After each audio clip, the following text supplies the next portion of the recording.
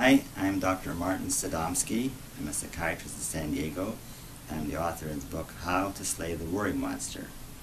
The book is about a condition called generalized anxiety disorder. That's one of the 6 anxiety disorders, and the major feature of that disorder is excessive worry. Now, in my book, I do have a chapter on self-esteem.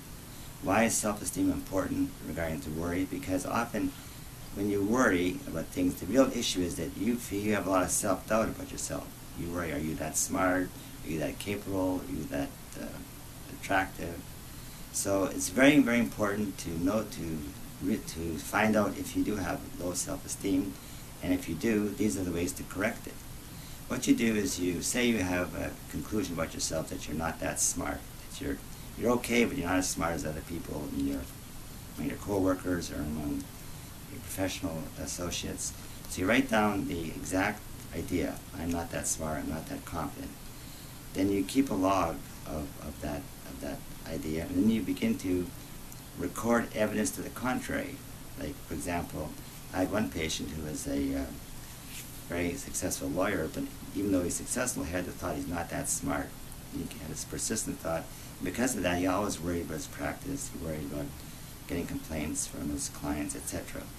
So then I told him to keep track of anything which would contradict that idea that he had about himself. So one day he told me he did the New York Times crossword puzzle every Sunday. And so once he said, doctor, I did that. I do it every Sunday, so it could be that I'm not that stupid if I can do that. And I said, that's correct. So that's an example of how you can record evidence to the contrary.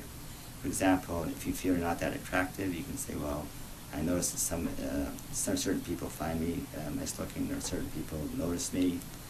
Again, what the idea is to find evidence to the contrary and write down the evidence until you have a lot of evidence to the contrary. And once you do that, eventually you'll gain enough evidence to dispute the worry, and then you'll change it to more a realistic belief about yourself, one which is more self-accepting and positive.